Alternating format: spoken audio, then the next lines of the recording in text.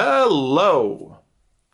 So today I'm going to do a MCU video and I will do my top Marvel movie list from worst to best.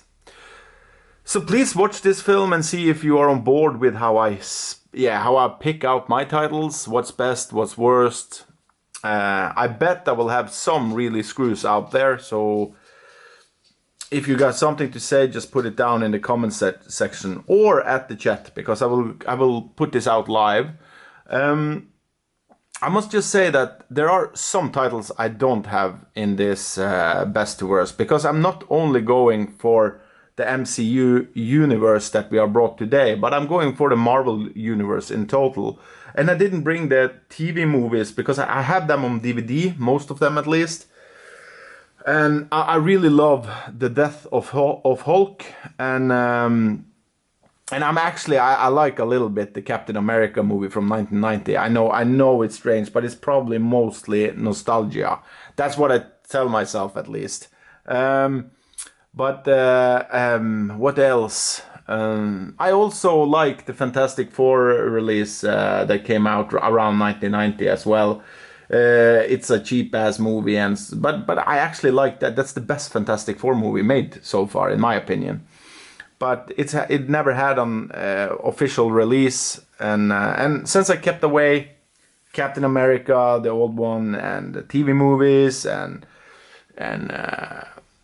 Fantastic Four. It's probably more. Yeah, of course. I don't remember if I already said it, but also Punisher with Dolph Lundgren. But the only reason why I don't include it in this video is because I have a DVD, but it's stuck in my storage place, and yeah, I didn't have time to go and collect it up, and it's just a simple DVD release. But I'm a really big fan of that film because it's a good kind of B action movie, and it has Lundgren in it as well. So yeah, he's always good in action films. But let's get going. Give me a thumbs up or subscribe to my channel if you want to follow. And the reason why I make these videos is mostly because I meet a lot of friends in here, and I think it's fun that if you find out that I have the similar taste as you do in films, it's interesting to kind of swap movie titles and stuff like that. Plus, I buy so many collector editions of movies and stuff like that, so I always have a competition in the end of the year.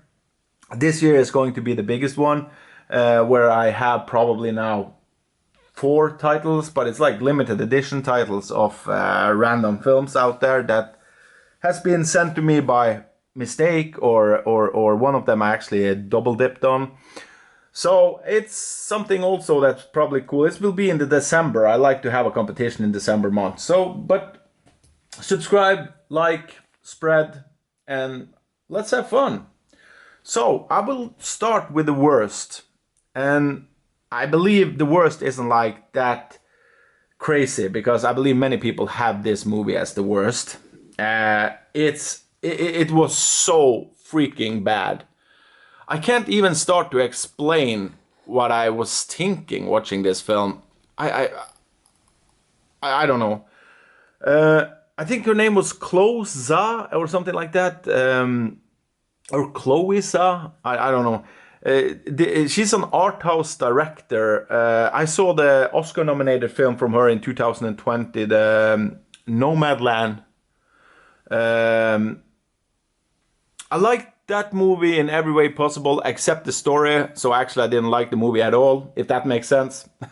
I thought it was good directing on acting, and yeah, it looked good for what it is and stuff like that, but I couldn't get into the story there. Following an old redneck woman complaining about life, or she didn't complain that much, but it felt just downhill, everything, and it wasn't like going overboard either, so it's kind of boring. But my reason why I'm starting talking about that film is because that's her biggest kind of film before she went into the Marvel universe, the MCU universe, and this is one of the latest Marvel films, so this had a giant budget. And I'm just thinking, what the fuck are the studios thinking about giving her this kind of opportunity? Or, yeah, to say it straight out, giving her that opportunity. She hasn't proven shit yet. Of course you can make a great movie and get it into Cannes, but to jump from that to make like a big fucking studio movie in this scale, and think that things will work out fine. And the strangest thing here is that I don't feel her directing in this at all either. I have done that with most of the Marvel movies. I know Disney and probably the studios there are really strict with keeping it cool. But yeah, this was a fucked up shitfest of a film. The next one is X-Men Dark Phoenix. I don't think even Sophie Turner could say this film, and it sounds like I'm her biggest fan, but I've seen her in two things before. I haven't seen Game of Thrones yet with her in it. I think I think that's where she started her career, if I'm not mistaken.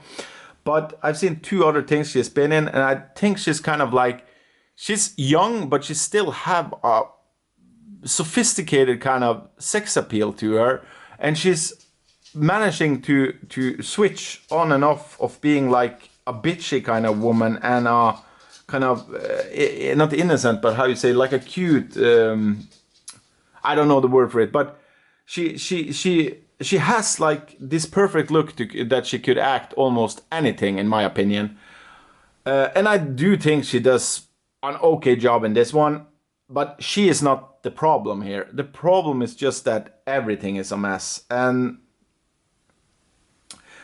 I think this was that this was the first directing job for this director, but I could be mistaken. I don't remember it, because I think he's actually a producer, but I may be mistaken that. Yeah, so the only thing I feel that he's trying for here is going for some kind of nostalgia using bad CGI and green screens all the time. And I feel that's something I will talk a lot about during this video, sadly. The next one is Captain Marvel. I found it so fucking weird that one person could destroy an entire movie for me. And I actually think it's even more terrible when they choose to cast George Clooney as Batman. Because at least Clooney has like a presence in the film. He has a charisma. But Brie Larson, I think she's the worst choice ever done in Hollywood. Ever, I mean. And I'm not against her like many people online are, as far as I know. I just think that everything is wrong in this film when it comes to the casting of her. But I have to say also that that's not the only bad choice in this film. Far from it. The thing is that this could have been a really fun ride, because it has a lot of those silly stuff that I feel Guardians of the Galaxy use, and also a little bit of the Thor aspect of the entire thing. So for me, this could have been an easy fix to make it like a cool experience with a lot of action, a lot of fun, and a lot of jokes. But you need a character there that you want to follow. And I also think Samuel L. Jackson played shit in this film. I'm actually embarrassed seeing him in most scenes here. And it's weird because I love him. So yeah, it was really, really bad. The next one is Ant-Man and the Wasp. This was a sad watch because I had high hope for it. Not that I had like really high hope, because already now the Marvel Universe was a little bit downhill, or a lot downhill from before at least. But Lillian, what's her name again? I always forget her name. Evangel Lilly or something. I always liked, since the first time I saw her in Lost, I liked her in everything I've seen her in. She is so damn cute, and I think she's good. Like, it's not a shock that she's good, but it's more like I think she's one of those that never like really hit it out there in Hollywood. And of course she was in The Hobbit, and then after all in the Marvel Universe. But I just think that she could have been in so many good roles, not this shit. And the problem with this film is that when the first one kept the story narrow and really a small story, This one is going big inside the small universe it has. Like when I say small universe, I'm talking about the Ant-Man, so everything is small. But it also lack of the problem I will talk about a little bit more later is that you have a concept here in a big budget production where you could put in a great production designer, great prop maker, great special effects, stuff like that, and just get rid of all the CGI shit. Because in this film, think about this, if they went to the Honey, I Shrunk the Kids route, or all the 50s end of the world films, like where they build miniatures, where actors are actually physical with miniatures. I know there are some in this film, but they use miniatures more as props than they do with the production design, like rooms and stuff.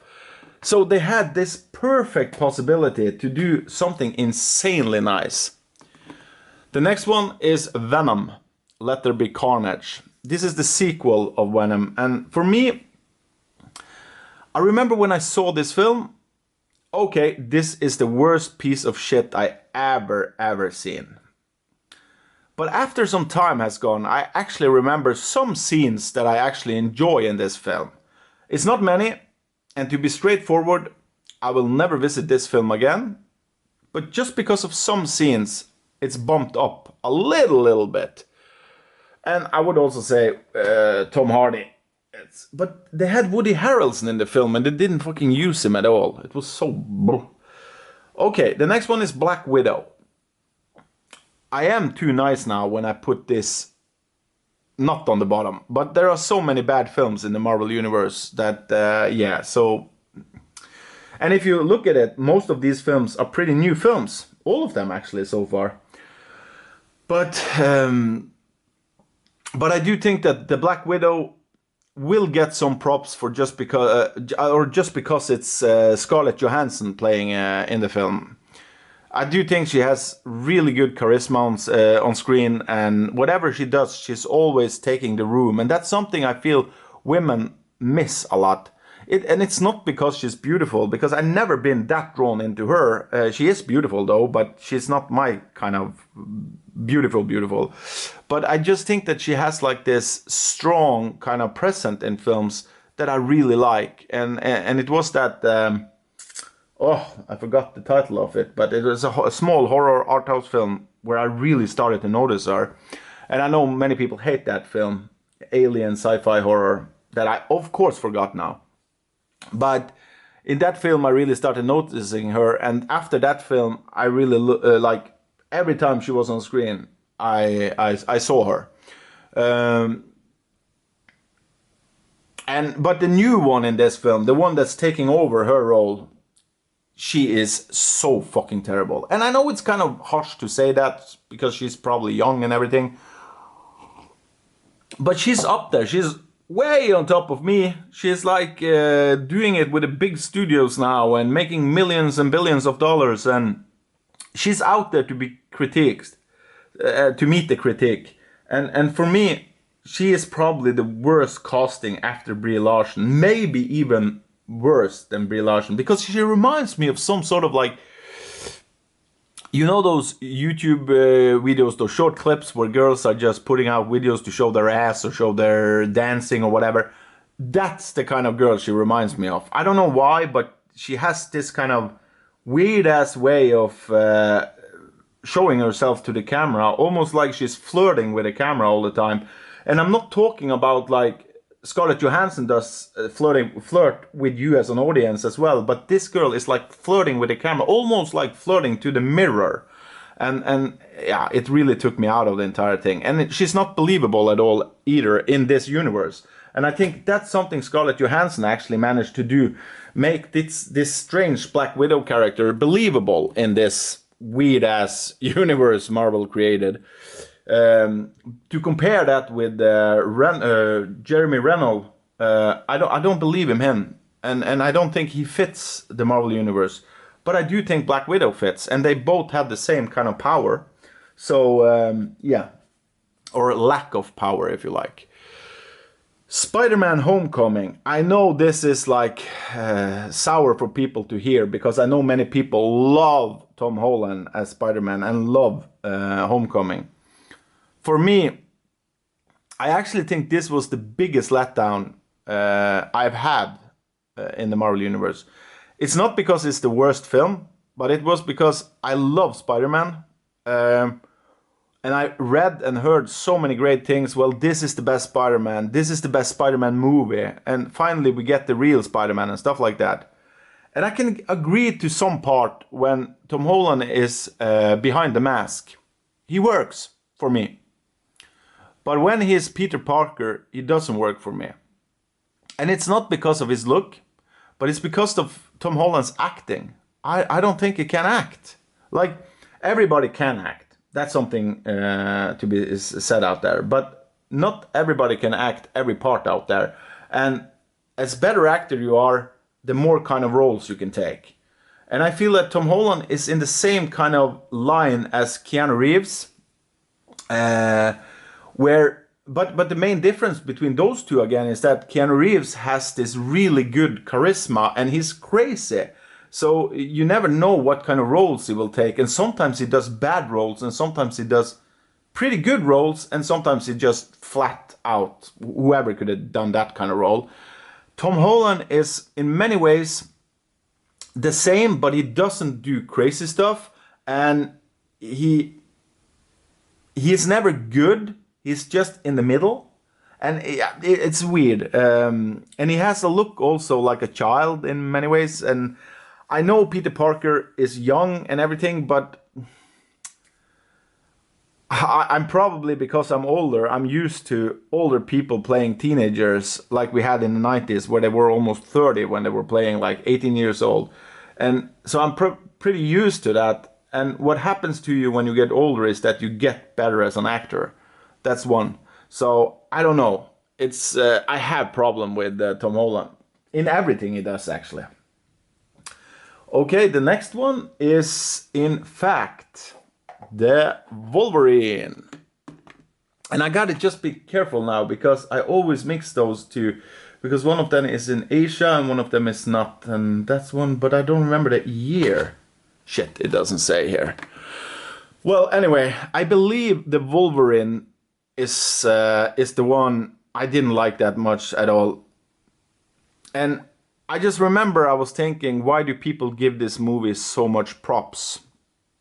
Because this is of course like the origin of the Wolverine. And it's like the one from 2008 or 9 or something like that. I don't hate this film, but I think it's far from a good film. And when I looked it up, like maybe I think it's 2 weeks since I saw it, I saw that it got like 6.8 or something on IMDb. And I was just like, okay, I know IMDb is not trustworthy at all, and I don't use IMDb for rating, but I was just checking to see where we're at with the character giving on these kind of big studio films. And this is Sony, I believe, actually. But I was shocked. Because if anybody out there means that this film is something close to 7 or close to 6 even, well, then you have lost me a long fucking time ago. I will give this maybe 3 out of a 10. And I could think that a 3 out of a 10 is a decent film to watch. I will probably never watch it again. Now I've already seen it twice, but I just needed to remember it. But it got nothing. It doesn't even have a cool fight sequence in it. Well, the only thing it's got, of course, is Hugh Jackman as the Wolverine.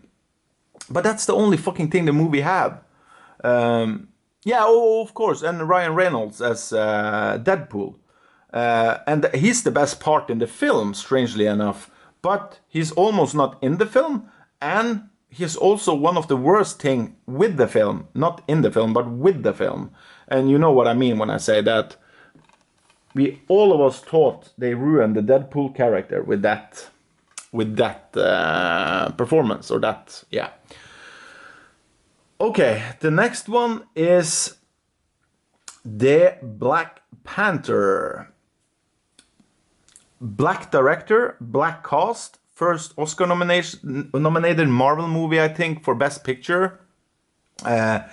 First real African movie, action movie. Well, there was so much bullshit behind this film that I just felt I lost kind of all respect to Hollywood, and I was hoping at least that Hollywood lost all respect to Africa, to the African people, because the thing is that I could see this through my eyes. I'm from the north, and I have blood in me that's kind of Lapland blood. Like my grandmother was a Lap, and if they made like a studio film about Lap, I would say that, and they did it this way, I would say that they were fucking racists. And I'm tired of all this racist crap and stuff like that. But the problem is that this film is used as some kind of propaganda against everybody who they want to take as racists. But my problem with this film is all the racist stuff in it. Why do they make the Africans really smart, really intelligent, but they're still fighting like fucking gladiators in the jungle while they're listening to Hakuna Matata or something like that? And they are working together, like even equal together with, of course nature is good, but it feels in the movie like they're equal with animals. And when they're equal with animals, of course you get a lot of sympathy from the audience. But in another side of this is that they act kind of dumb then. And I have so many bad things about this film. This is the worst CGI film work I've seen in a film since The Scorpion King. And I'm not trying to put shit on the film just to do it, but it's in fact the worst fucking CGI I've seen since Scorpion King. Maybe I could compare it with Dungeons and Dragons that came out in 2000 or something. The last fight scene in this film is so bad. And the rhinos in this film look so crappy. It actually makes the animals in Prey look good, and that says a lot. It's so bad, this film. I hated it. Sorry, this takes a lot of time, but now we are actually at Spider-Man Far From Home, and as you can see, it's not open. I have seen this film one time. I will probably not rewatch it. Or maybe I will, because I love Spider-Man and I need to give it another chance actually, so I'm talking out of my ass now. This was the second Spider-Man film in the MCU universe, but the third time he was on screen, if I remember it correctly. Maybe the fourth? I don't really remember when this was released, but I remember he was in one of those Avengers films before. I think it's a small upstep like from the first one. I know many people like the first one better than this, but at least I think the bad guy felt a little bit new in this one. Like there wasn't like the typical Marvel bad guy, if I remember it the right way. And something I could be intrigued with in some way. At least in the beginning of the film, I remember. And the strange thing is that Michael Keaton is acting in the first one, and I just think he was the worst thing in the film, and I love Michael Keaton. But in this one, I do think that the film loses its touch after a while, and then I'm sitting watching Holland's boring ass face for 90 minutes. That's what I remember from the film. Like, yeah, enough talk. And also Zendaya, or what her name is, she's been praised a lot. I don't like her either in most things I've seen her with, but I haven't seen the television series. I know she's acting good there, at least from what people are saying, but yeah. And I don't think she fits the role either to the girlfriend. I don't know why. Both of them are too kind of... They don't have much expression on their face. They're just like, I don't know, ghost in a Spider-Man film. The next one is Doctor Strange. I have really problem with wizards and like Inception films. There are not many Inception films, but there comes some films that playing with kind of the multiverse, but also when you bend stuff. I did love The Matrix when it was released back in the days, and I love that universe, but it was done in another way. I think that they are using more focus on the spectacle of using a lot of bad not bad, it's probably good CGI in this one, I don't know. But for me it's bad when I don't believe in it. And when they're starting to bend the world and do all kind of crazy shit with that, so it goes so over the top that my mind can't even follow it, then it's just like me watching a commercial for 2 hours. And I did not like this film. I didn't hate it, but I didn't like it. The next one is Doctor Strange in the Multiverse of Madness. There's a lot of Doctor Strange now. The only reason why I put this higher than the first one is actually, and this is going to sound stupid, but it's actually because of the flaws in the film. Because Sam Raimi, who directed this film, I've been a big fan of him since I was like 10 years old, since the first time I saw Evil Dead 1 and 2. And then he came out with Darkman, he came out with Army of Darkness, Quick and the Dead. Yeah, and he also had, what was that film? Oh, sorry, I don't remember. But I think he is like, when Sam Raimi is doing his shit, I always want to see it. But the thing is that most of the time nowadays I get disappointed. But in this film, I think the story was so bad, the characters are so uninteresting, and so whenever I felt Sam Raimi in the film, and I do that a lot in this film, he's probably the director after Talifi, or what's his name, the one from New Zealand, Ragnarok. After him, maybe, where I feel it's him who made the film, and that stuff is incredible fun. And he actually managed to put one scary scene in a Marvel movie. I never thought anybody was going to do that in a Marvel film, but I actually think the running around in the bunker, or what the fuck they are at in the ending there, I think that scene has some moments that are a little bit scary. And I'm a grown up, and I felt, okay, this is kind of scary. And I had the sound high, and I was watching it alone in the dark, and yeah. Would I recommend it? I wouldn't say that don't watch it. I would just say that it's not good, but it's watchable. Next one is also watchable, but not good. But we are now at like strong 4 to 5 out of a 10 in my book. Venom.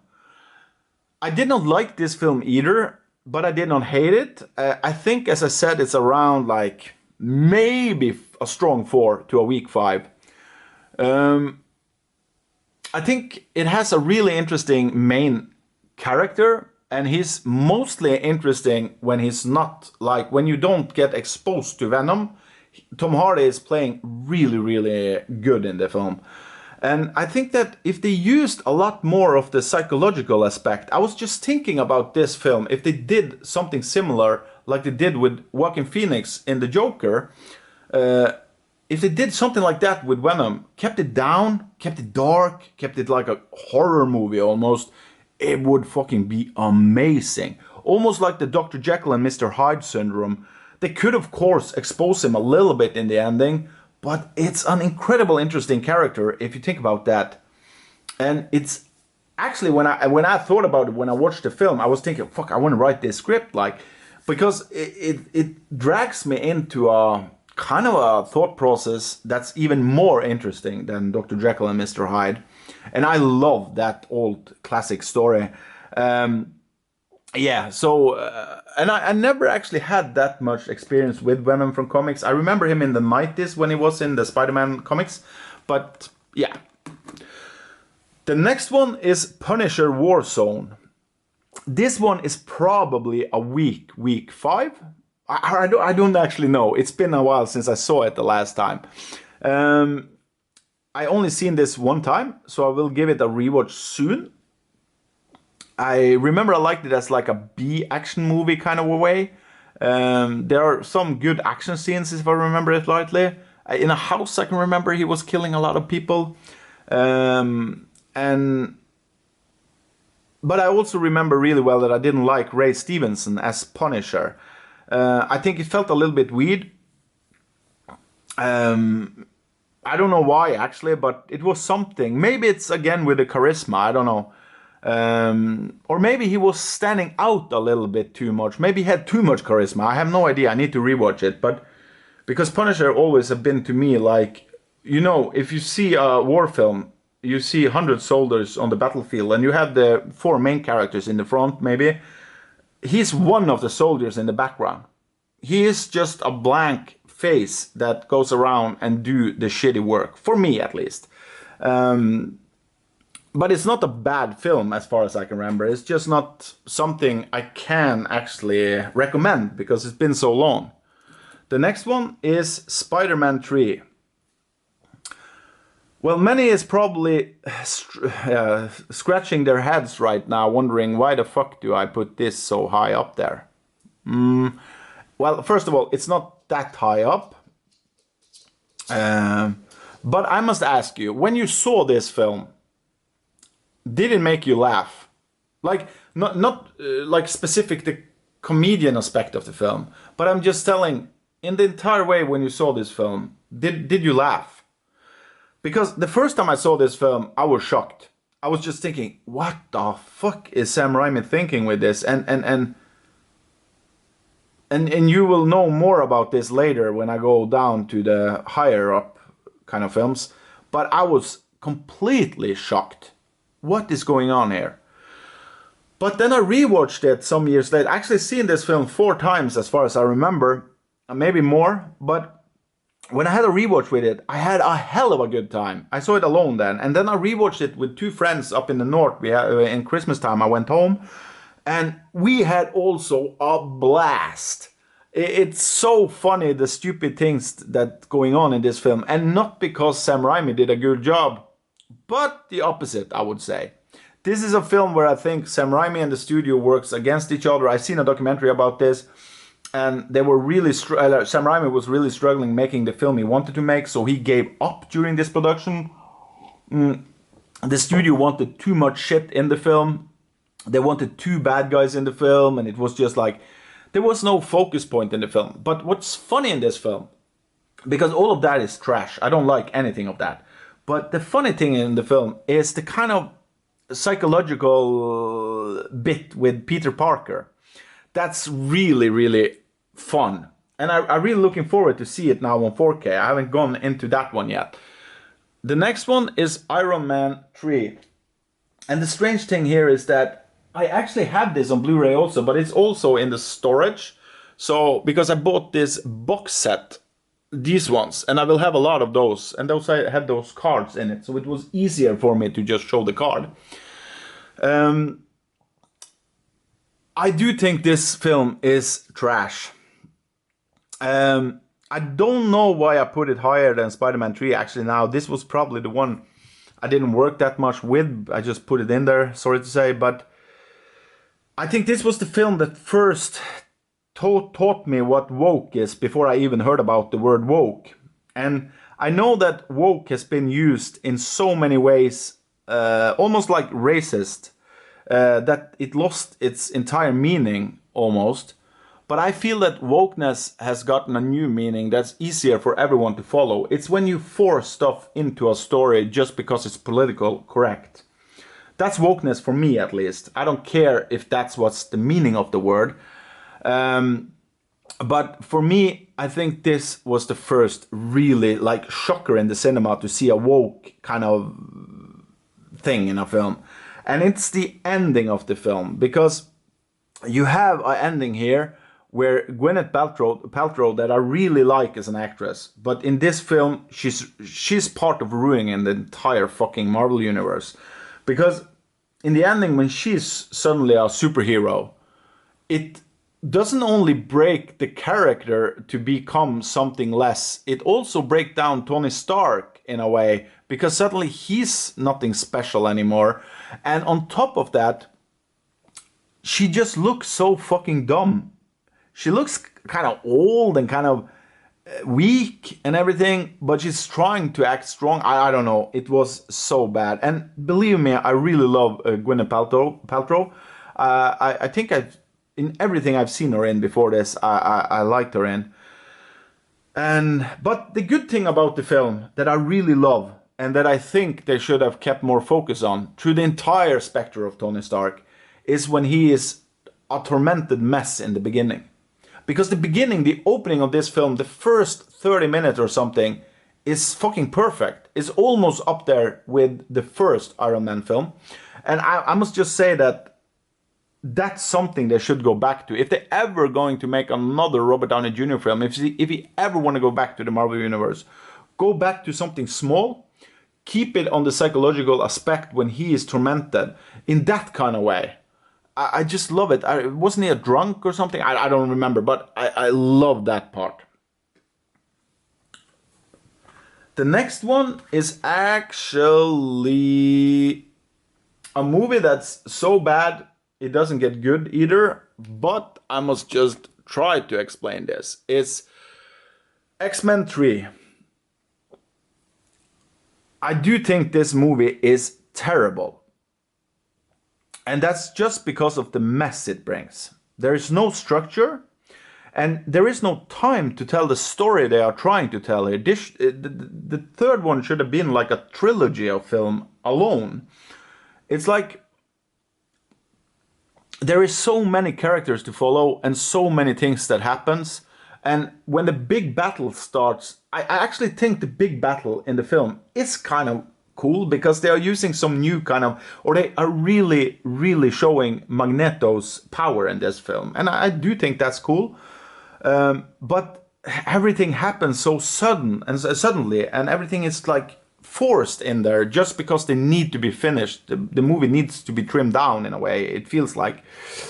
And there are some really great scenes in the film, but there are also some really terrible scenes. So I don't know if it deserves to be so high up on the list, but it is, and I can't do anything about it now. The next one is, let's see, it's the one I've probably done a little mistakey. Yes, I did. It's the other Wolverine film, The Origins of Wolverine. I believe I'm mixing those two films. I just saw them also. Okay. This is the Wolverine movie, or the Marvel movie, everybody forgot about. I've been talking to friends about, everybody remember, like, there was one Wolverine movie, and nobody saw that either, I feel like. Or at least they don't remember it. But everybody remember, like, when it was in Asia, and everybody remember, like, the Deadpool. And I think they are mixing up the both films, because I did.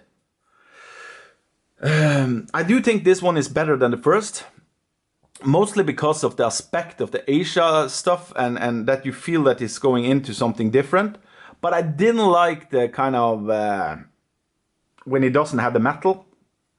It looks so strange, and I think one of the reasons why I love Wolverine is because he looks so rough and kind of tough in a way. So when he is like that, when he has that, he doesn't look tough. I remember I was so sad after seeing this film, since I love the Wolverine comics so much. And I felt that they failed in many ways. And of course not with the casting, but just how the story is told. But I must say that it's an enjoyable film. That it will get from me. The next one is, let's see, I just had it in my hand here. There we go. It's Shang-Chi, Legend of the Ten Rings. I don't know why this goes so high on the list. It's probably because I actually like the Asia aspect so much. Just the scenery and some of the choreography and stuff like that. But I was bored during this film. I saw it on cinema, like, is it 1.5 years ago or something? Yeah, it's a weird film to talk about. I remember the actress. She has such a strange name, Awafina, or something like that. She was part of ruining the entire movie, just like Brie Larson was. I don't understand why Hollywood hasn't learned anything after they made Jar Jar Binks in The Phantom Menace. Because the problem is that if you use a humoristic character and you're trying to do it so silly that it's not believable for humans to actually believe in that fucking character, and you could do that in a children film, but this is not a children film. This is for teenagers and grown-ups, I would say, for fans of Marvel and people in general, actually. And when you do stuff like that, what happens for me is that you destroy your own universe. And that's what she does in this film. I hated that character. I just wanted her to die right away. And I actually believed that she was going to die because it felt like there was something really sour that was going to happen in the beginning. But of course not. So I would just say, please stop writing characters like that. The next one is... Yeah, the next one is, in fact, Guardians of the Galaxy 2, Volume 2. I wanted to like this film so damn much. It was, yeah, so bad. Like, I wanted to like it so bad. Not that the film is so bad, but I wanted to like it. But the movie did not work for me. Like the entire ending of this film is like, let's say the last 45 minutes of the film, it felt like a snooze fest. And of course that's not like crazy in films, because if you're not drawn into the drama in a story, then stuff gets really, really boring quick. But here, there were no drama in the ending. There were just action and humor, and the action didn't... I didn't care anything about the action. I didn't care anything about the father character, or I didn't care anything about like who is going to die, who is going to survive, and stuff like that. Because you know, in a Marvel movie, nobody is dying. And the thing is that the CGI also, it's probably good for what it is, but it's not believable. That's the biggest problem I have. It's... James Gunn is the best in creating dialogue between silly characters in films. I believe so. He is the best in the world. And I do think he hit the marks many times in this film. You have really funny scenes here when they are just talking to each other. I love those scenes. But those scenes are so far between, and there are not many of them. And sometimes I think they are a little bit forced as well in this film. So this was actually, I think this, not Spider-Man, but I think this was the biggest letdown for me. Because, yeah, it was, I had so high hopes for this film when I went on cinema. I was just like, finally I get to see something on cinema that I just will enjoy, just because for what it is. Well, yeah. And the next one is Deadpool 2. Only seen this film once at the cinema, I believe.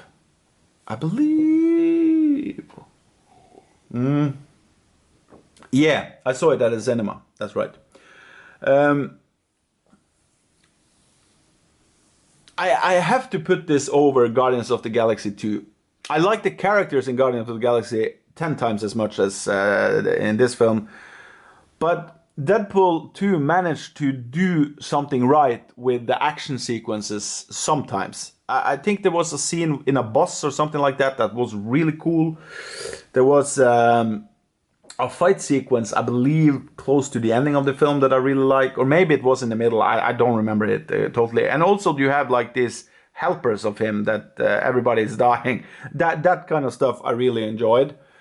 But I gotta admit, I was so tired of Deadpool before I started watching this film. And I only seen one film with him, so that says it all. And I know I sound old now when I say this, but the thing is that they are breaking the fourth wall and the fifth wall and the sixth wall in his films. And the problem I have with that is I really love the metaphoric angle in films when you're breaking the walls. Like, my first experience with that was with Christian Slater's Cuffs. Back in, I think I saw it in '92 when the VHS was released. I fucking loved that when they did it. It was amazing. And then they have done it, of course, in many films before, but not as specific as they did in Cuffs. And then they did it in a lot of films afterwards. And when Deadpool arrived, it was probably the time they did it the most. But in 2010, I did a film where I broke like just as many walls as Deadpool does.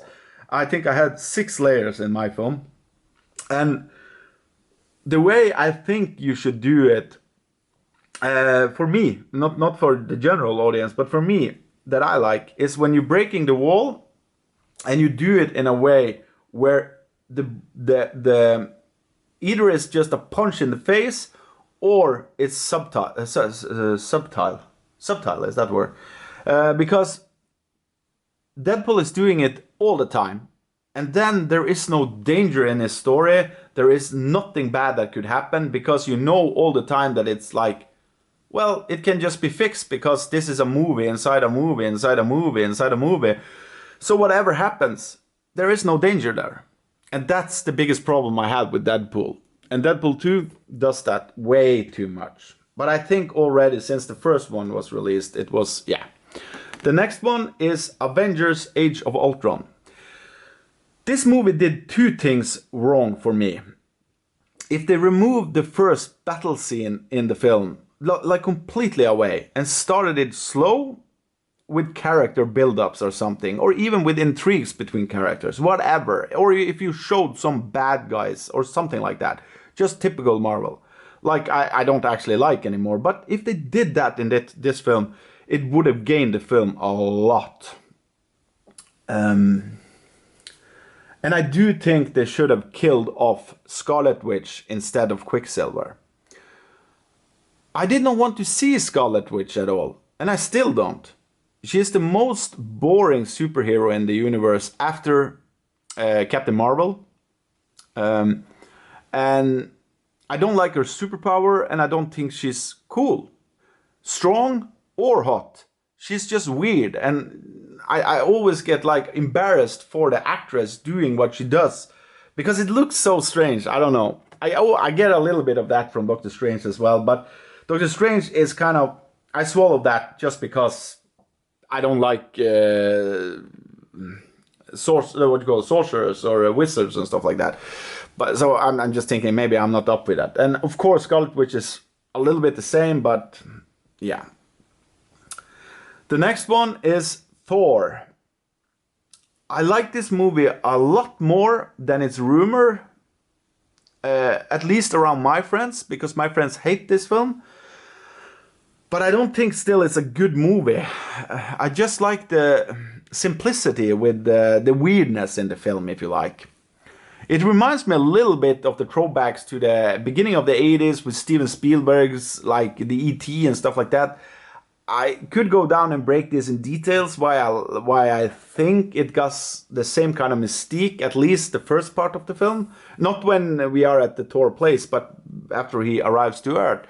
But I didn't like the people, like the humans in the film. They were actually the biggest mistake the director did with this film. Natalie Portman and her friends, they don't work for me at all. But, what's his name again? Chris Hemsworth is doing a fabulous work in this one. I really like him. And I still can see this film a lot more. I would give this film like a regular 5 out of 10. That's where it would hit it for me. The next one is X-Men First Class. I will just say this quick. The movie has some good moments, some good character build-ups, and the rest is more or less like a snooze fest for me. But there are some really good moments in the film. So I could recommend it, especially if you like X-Men. I can recommend that film. The next one is Spider-Man No Way Home. Okay, I only heard from everyone that this movie was like the biggest masterpiece that year. The greatest movie of the year. The best thing I've seen for a long time. Then me and 2 friends from work went on the cinema to see it. We forced ourselves through, or at least I did force myself through the entire film. The other 2, I can remember maybe at least one of them thought it was okay. Maybe both of them, I don't remember that, but it was nothing special for any of us. And one of them is actually a really, really like MCU fan. So we were asking each other afterwards, why is this so highly praised? Because there are so many things in the film that just is bad. But I came home after work like a month later or something. I traveled home and I bought it, as you see, on 4K. Because I wanted to give it another chance. And also I wanted it in collection because I want to have a complete Marvel collection. And I found it a little bit better. Because of the retrospect of the characters and the dialogue between them. I do think if James Gunn had made that film, it would have been a lot better. Because of the dialogue between those people. But I did like, actually, the dialogue between them. Iron Man 2. I think this is maybe the movie that is most hated in the Marvel Universe. I'm not completely sure about it, but I think everybody is saying it's a shit film. But the reason I like it a bit is because it is pretty dark at times. It just don't rely only on the stupidity of the Disney humor and the big extravaganza fights and stuff like that. And I also think the actors are doing a good job in it. It's an okay film. Still a 5 out of 10, I would say. I wouldn't give it more than that. The next one is X-Men Days of Future Past.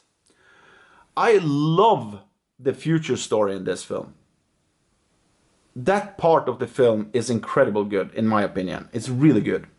It's dark, it's a little bit scary, but all the stuff with the flashback, time travel shit, that's something I didn't find that interesting. There are some moments there also, but I'm a little bit tired of that, of all the X-Men films. So yeah. And I also think they choose to follow the wrong characters in this story.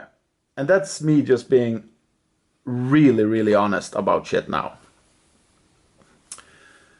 The next one is The Incredible Hulk. I do like the Hulk movie a little bit. Because it's trying to be close to the comics. I don't think it hits the mark in every aspect. And I do think actually Edward Norton also as Bruce Banner works. I think he works a lot better than Mark Ruffalo. I was not a big fan of Liv Taylor as Betty in this film. It didn't work for me. And in the movie you have one incredible transformation scene that I loved and I've seen many, many times. That's one of the few things I actually looked up on YouTube that I want to see without seeing the entire film. The next one is The Amazing Spider-Man. Yeah. I enjoy this film for what it is, a stupid little Spider-Man story. But I do think that Garfield is just too good looking, too cool for portraying as Peter Parker. He is kind of the worst Spider-Man so far when it comes to the look and the way he's acting. But at least he's acting. That's my thing. At least I feel he's trying. And yeah, I'm sorry, Holland. The next one is Ant-Man. Yeah. Now we are starting to get into films I actually like from the Marvel Universe. Like films that I think I can recommend without a doubt. And I'm not saying Ant-Man is a great film. But I will give it props for being an okay to good film. But this is far from a perfect film. The problem I have with this film is that they choose to do it CGI, as I said before, with the Ant-Man and the Wasp film. I think if they did it like the Honey I Shrunk the Kid stuff, or Attack of the Spider, or any kind of those or those kind of films, it would like using, as I said before, the 50 effects with miniatures and stuff like that. This would have been a hell of a ride, and I believe that even kids nowadays would have loved to see that, because it's amazing when you build up stuff from scratch, buildings, studio, big production design in studios or in the streets even, shot insects with cameras that can capture them so they look big, and force them into, not force them into, but put them into green screens behind actors and stuff like that, because the ants look so bad. And yeah, but I do like the characters in the film, and the Latino guy, I don't remember his name, but I do think he's doing a good job in this one. The next one is probably the biggest doozy I have, because this one I also know people are fucking hating all over the place. For me, Thor: The Dark World, I would just say first, it's not an excuse, because I kind of like this film, but I find this movie so bad at times that it's getting good. And I think it's not an excuse, as I said, because I do think that the director actually wanted it to be maybe not bad, so it's good, but what the stuff I look at, it's bad, is probably something the director thinks is good, so it's just taste. But for me, I do think the movie is really dark at times, and it's really one of the few films actually that put something on stake in the Marvel universe, where I actually care about at least one of the characters that you didn't care about before that much. Yeah, I still, Portman and her friends, and I love Natalie Portman, but I don't think she fits in the Thor universe. Maybe she's too good to be that character. I have no idea what it is. But I do like the Thor aspect with the dark powers and stuff like that. I do like that in the film. The next one is Civil War. Captain America Civil War. This, I think, is a fun little ride. The main problem I have with this story is that it makes no sense in how the characters before in the universe have been built up. I think this movie breaks them in a different direction that I actually don't believe in at all. But I still think it's a fun ride. This was the first time I believe we saw Spider-Man also, and I liked him in this film because it wasn't focused on Tom Holland, it was Spider-Man. And I think this was the first film also that really went back to the comics to try and capture what was essence in the comics to please the fans. But the comics is just like books. You can't copy comics and make the film and make it great. So for me, I think this was the beginning of the end that is coming for me, for Marvel, is that you needed to make the universe believable and then follow your own path by getting stuff from the comics, not copying the comics, because that's the problem in this film. And I actually read this comic many times when I was little. It was released, I don't know if that was the first release, but it was released in Norway in the beginning of the 90s, that series. But anyway, the next one is Deadpool, the first one. I haven't opened this yet, but I actually have another copy on that one also. So I find this film a little bit fun. It's also a little bit cool at times. It has some really good moments with Deadpool in the car and the action stuff there. But it's also with the car action scene, like 40 minutes out in the film or something, where the first problem comes. Because when Deadpool starts to talk to the camera, talk to the people like he's not in their universe, okay, I lose all sense of caring for the character. I'm not talking about liking him as the cool Deadpool character, but I'm talking about being afraid that he's going to get hurt. Because that's the most important thing if you make an action film, is to create cool action scenes, cool sceneries and stuff like that. But you also need to care about the characters so they don't get hurt by the people they are affected with or whatever.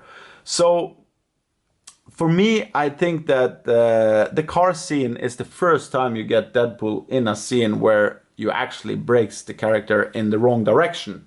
And also you put it too much CGI shit where they could have done real life action sequences with car blowing up, car crashing, stuff like that. Don't go to the CGI world doing stuff like that, because the only one who gets pleasure out of that is the most, at least when I look at my friends, the few people who like or don't care about stuff like that, if it's real or CGI, is the people who have been gaming their entire life. And that's not the real audience you want to hit these films with. The audience you want to hit these films with are the regular audience out there. The people who want to see stunts. The people who want to see car getting crashed, blown up and everything. And I actually saw this film the day before I saw Police Story 3. One of the greatest action films ever made. And also one of the greatest films ever made with a female stunt or actress lead, Michelle Yeoh. And it's weird because that film is kind of topping Deadpool in every aspect except one thing, and that's having a cool, like the character is cool by itself. Deadpool is cooler than everyone in Police Story, but the acting and the stunt and the action and the violence and the everything is better in Police Story 3. And it's so weird because if you look at the budget between those films, Deadpool cost probably 100 Police Story 3. The next one is Captain America, the First Avengers. Avenger, not Avengers. I actually find this is weird, because I actually find this movie a little bit boring. And the look also feels too much like those war, kind of 70s war films, in my opinion. It's really gray, not much color and stuff like that. But the reason why I put it higher on the list, the main reason, is because of the story. Because this film actually have a story that works. I also do think that if we go back to something I always shit on, CGI work and stuff like that, I actually think the CGI work on the face of Chris Evans works in this film. I believe in him as a tiny little boy. But I'm a little bit let back because of Red Skull in this film, because I think they destroyed his character in this film. I do think that he's actually better in the Captain America 1990 version, and that's fucking weird because that's a terrible movie. The next one is Logan. The movie is great at times, but at times I like it is between the action part in the film, because the action bits I find a little bit boring. There is one great fight scene in it. Not great, but it's one cool fight scene in it, I would say. And that's not the one that everybody's thinking about with the girl, because the girl was used as the main attraction in this film. But for me, I don't know why, because we have seen it already in Kick-Ass and in many films before where a tiny little person or girl or whatever is kicking the ass of bigger, giant dudes. And for me, that wasn't a big thing. But it's a fight scene between Wolverine and a dude. I don't remember who it was. I haven't seen it since it was on cinema, so I need to rewatch this again. And I also love the mood in the film. The best part is actually the mood, the kind of western tone in the entire thing. And the cinematography is beautiful at times. There is some kind of like when the Marvel takes over feeling, at least when they are at that, when the last shootout place. Because it's great when they opening that place, when they are going there, but when they are at that place and the war or the fight starts, it feels suddenly like a typical Marvel movie. But as I said, I like Logan. I would give that actually a weak 6 out of 10. The next one is Hulk. And this is the Ang Lee's version of Hulk. My favorite standalone Hulk movie. I think it's even better than The Death of Hulk that came out in the 80s. But I didn't even include them in the list, so as I said before. And I find them really hard to rate. And I also think that Eric Bana was good in this one. I think he is, in fact, the best Hulk so far. Not because he's the best actor, but because he fits the role. He's kind of an anonymous, black-haired person professor, no, not professor, but doctor, or what I don't remember what it was, like a scientist person, and also the woman Jennifer Connelly. I always loved her in films, and she is the perfect cast of Betty. So I do like this film, and this is the closest also I come to the Hulk I grew up to know. The cartoon and animation films that came out in the beginning of the 80s and the end of the 70s, I think it was. I saw them in the end of the 80s though.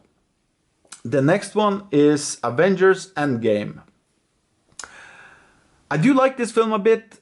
It has a twist I did not see coming, but I felt it never actually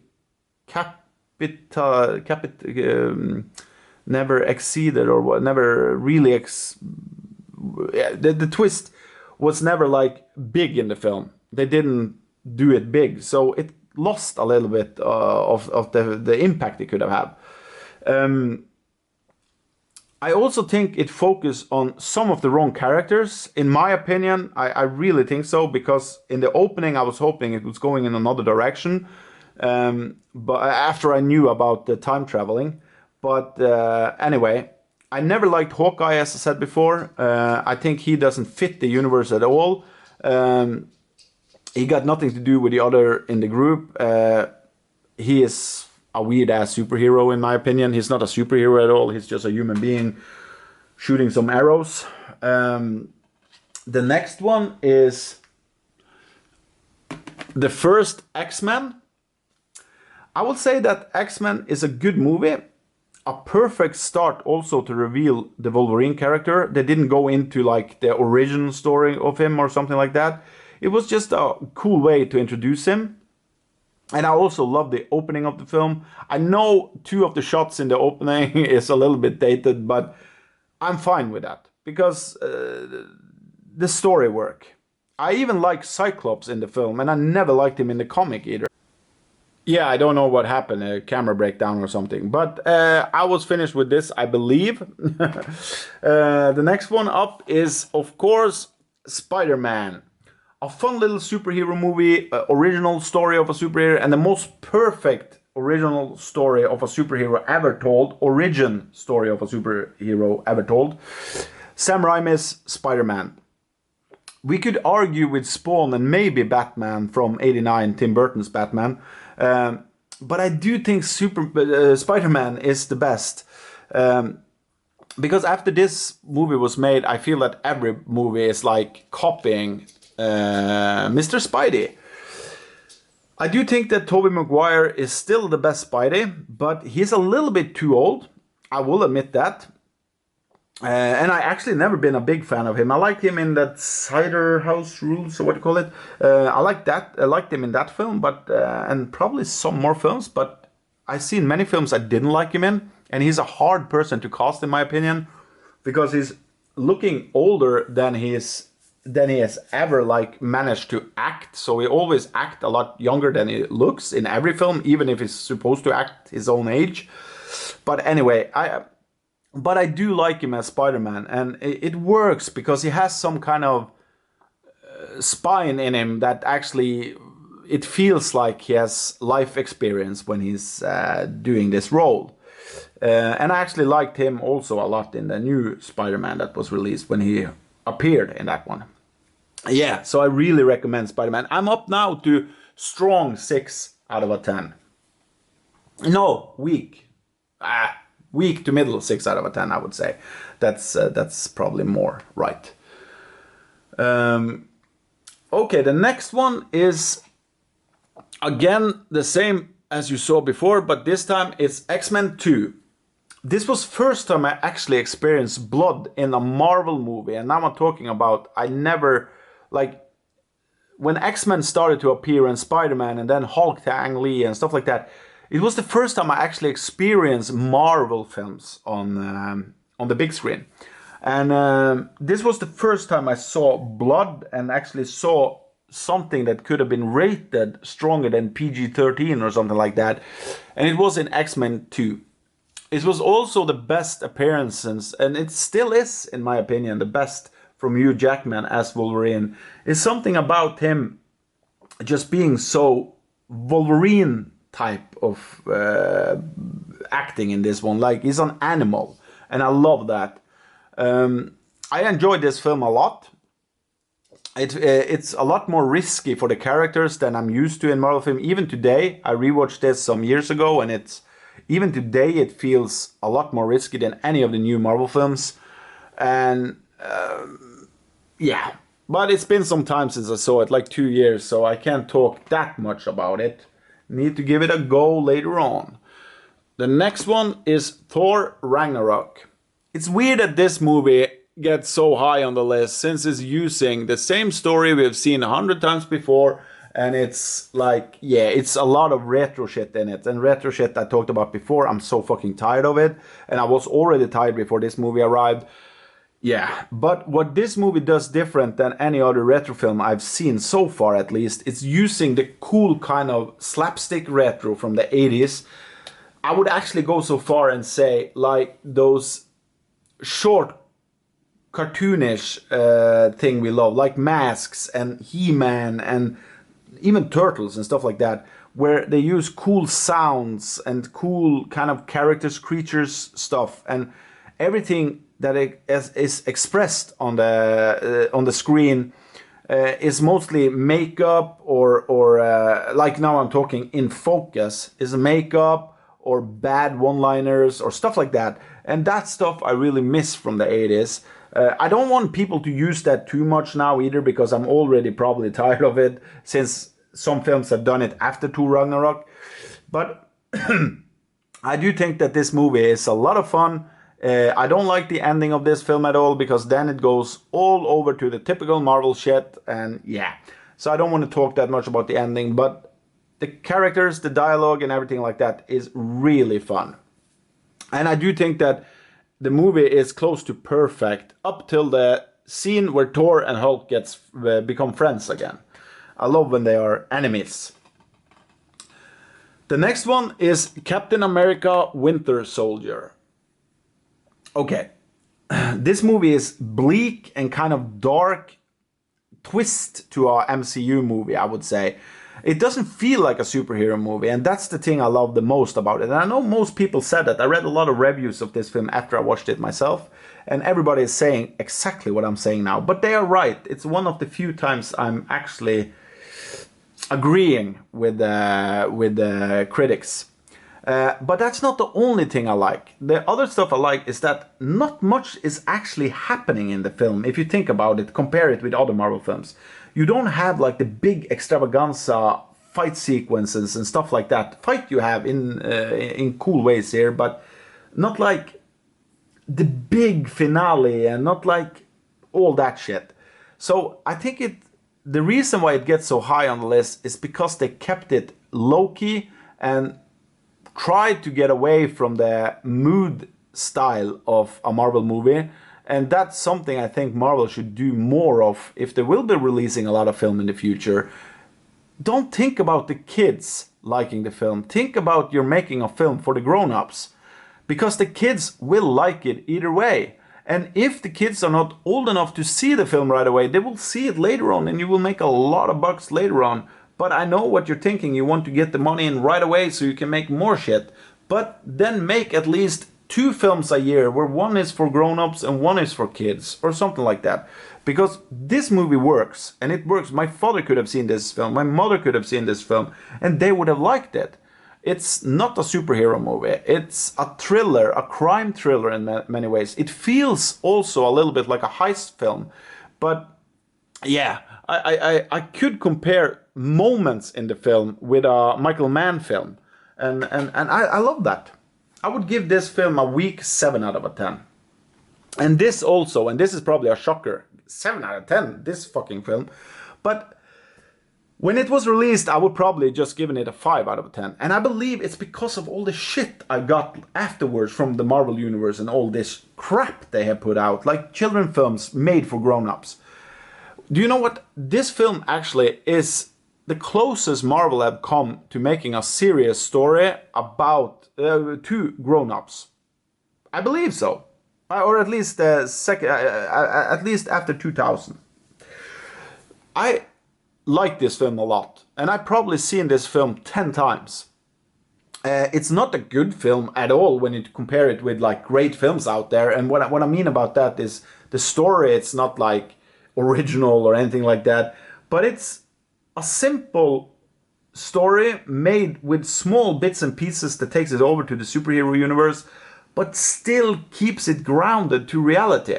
And I just love that. The Russian guy in this film is fucking amazing. You see, he's not like living in my world, but I love it. And I also think that Tom Jane is the best Punisher so far. I could say Dolph Lundgren, but I don't feel that Dolph Lundgren is playing the Punisher in the film he's in. The next one is Avenger Infinity War. And we were talking about keeping stuff grounded. This is the totally opposite side. But this is, in fact, the best Marvel film for the last... I gotta be careful now because I'm probably the last 6-7 years. And I was so shocked when this film actually worked that I liked it, even when after I read the critics, because I never are on board with critics nowadays. It doesn't happen at all. And I do think that this is the last MCU movie that is going to be really good, because I think they did like the finale on this one. It was almost like a metaphoric finale for me, because it was, okay, now this universe has ended forever. And I don't want it to begin again. They already did, of course, and I've been through some of those films, but it's like, and they did some stupid fucked up thing in this film as well, where they have that female power shit in the ending, and I was just, oh! And I think the whole fight sequence at in Africa there was Wakanda. Was the worst thing, and everything up to that was close to perfect. I really dig this film. Yeah, the CGI also was crap at times and stuff like that, but I think you swallow that because the story works, and it's not close to Black Panther bad. The next one is, oh, let me see, is Guardians of the Galaxy. This one would have hit almost the top mark for me if I had made this list like 5 years ago. But talking about CGI shit and stuff, this movie is filled up with CGI shit. I think this movie even got more CGI shit than Avengers Infinity War. I'm not completely sure about that, but it's all over the place here. And silly battle sequences and over-the-top characters and bad makeup, good makeup. I would even say bad acting and good acting. And everything is all over the place here. But the reason why I love this film so much is because everything is fucked up. So I believe in the universe in a way. It's like seeing a movie that should have been made for $100,000 is made suddenly for $400 million. It's so cool. It feels like a B movie from the 80s where they never had the budget, never had the right storyteller or anything like that. Just made perfectly. I don't know.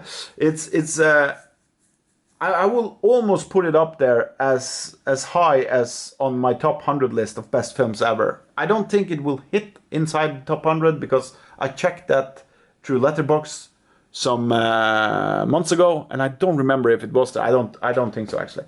But I really recommend Guardians of the Galaxy. Rocket and Groot and everyone is cool. The next one is Avengers, and this is also a big extravaganza movie that nobody, I believe, like I don't think anybody believed in this film when they heard it was going to get made. And when I went to cinema and saw it, I was so like, okay, this is going to be a shit show out of a film. Because back then we also had a lot of shit films. We had 2 good films before this, I believe, in the MCU universe, if I don't mistaken now, maybe 3. But we we didn't have like, it wasn't like the superhero days or anything like that, and we hadn't seen like these big fucking things before that actually worked. And there were so many characters we cared about here and everything, and everybody works except Hawkeye. I don't think he works at all, but everyone else works in this film. Hawkeye worked in Thor, the first Thor film. There, Hawkeye works actually, but he doesn't have a role there in my opinion. But in Avengers, everything worked except him. I just think this movie is, yeah, it's great. I saw it 3 times on cinema, and the only movie I'd seen 3 times on cinema for the last 15 years back then was The Dark Knight. So that says a lot. I highly recommend The Avengers. It's still the best big extravaganza superhero movie ever made, actually. The next one is Sam Raimi's Spider-Man 2. It's crazy that the sequel is better than the first one, because the first one is really good. But the strange thing is with this film is that it's kind of dark, and I love my dark films. And Dr. Octopus is perfectly cast and perfectly played and perfectly written in this film. I believed in everything he did. I find also the effects in this film better than 90% of the films that comes out today. And it's humor here that works. It's sad scene. It's something on risk all the time here, and it just works. And also you have a psychological aspect in the story as well that I really love with this film. I highly recommend Spider-Man 2. The next one is, and this is the second best film on my list. It's Blade. I think this has to be the darkest corner of Marvel. And this was before anybody in the movie world at least knew about Marvel movies in a broad scale, because I believe it took like 10 to almost maybe 12 years after the Marvel movies started to get released, from Spider-Man to Hulk to Iron Man, and all of these films was released before anybody talked about Blade. Well, that's the first real MCU movie made, and I wish they went back and actually created Blade as the first one, because I really want to see Wesley Snipes in more. He's maybe the perfect cast ever in a Marvel movie, actually, when I think about it, because everything is perfect with him, and he can fight for real, and I just love him as Blade. And this is the fucking first black superhero movie that actually put Africa on the map, put everything on the map when it comes to black casting and whatnot. There was black superhero films before this as well, but I think Blade is so damn good, and it's such an incredible fun ride, and perfectly cast. Everything is believable in the universe though, and yeah, the minus with the film, and it's a big minus, but still I don't care about it when watching this, because it's a story I want to follow, it's characters that I want to follow, but it's bad CGI when it comes to the killing of the vampires, and you have the blob thing. I know it's physical, it looks kind of cool, and it was on set, it looks probably amazing, but I think it drags me a little bit out of the story. It's not because of the effect, but it's more because it's the only thing in the film, except the vampires, we see as weird shit. So I think that's one thing they shouldn't have done. But I like the scene very well, because I love, since it's physical, actually done on set. But it reminds me actually of Freddy Krueger, the Dream Warriors. But I highly recommend Blade. But on the top of the list that you probably already know, because I know many people have this film as the best of the best, is Iron Man. And this was the first real MCU movie where the MCU universe were created in a way. I don't think the studios knew about they were going to do this big extravaganza universe before they actually did this film. And this film also was the first movie, I would say at least, that started the casting process, because when Robert Downey Jr. fit the part so well and people started loving Iron Man, and let's be honest, I read a bunch of Marvel comics when I was little, and I never cared about Iron Man. I know some people out there cared about him, but there was 1%, if you understand. Most people cared about Spider-Man, Hulk, maybe Captain America. Captain America was never big in my circles. And you had other She-Hulk, actually. There was Wolverine, Punisher, Blade. I never heard about Blade, actually. I heard about him, but I never heard people talking about him before the movie was released. Well, there was a bunch of other characters that people cared about. The Silver Surfer. And actually, I remember Iron Man was part of many cartoons and stuff I read and watched when I was little. But I don't remember anybody was a really big fan of him. But when this movie was released with I couldn't say today a side character, but back then I would say he was a side character, because it wasn't like the draw to go and read the comics or whatever. So when they released a movie with that superhero, and Robert Downey Jr., that has been down the hill in Hollywood for many years, he was getting respect because of The Singing Detective, Kiss Kiss Bang Bang, and some other films some years before. But he was like climbing still. And then he hit the mark so perfectly with Iron Man. And I believe if he wasn't cast as Iron Man, I couldn't see anyone else take that role. It's just like Blade. I can't see anyone else doing Blade. I know they're making like a television series now of Blade or something like it. It doesn't work. I just know it, because I would just be sitting there missing Robert Downey Jr. No, sorry, Wesley Snipes. And it's insane actually that they haven't gone back and do a Wesley Snipe Blade again, because he's older, but that could also be a fun fucking ride. But this was everything from my top, I don't know how many films it has been either, but my top Marvel movie. There's 2 films, I believe. It was The Punisher, but there's also one Marvel movie of the new ones I haven't actually brought into the list. I don't remember now which it was.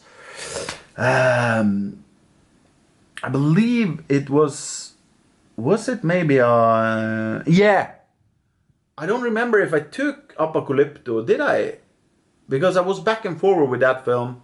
It's really down on the list though. But I was back and forward with that film because I can't remember it so well.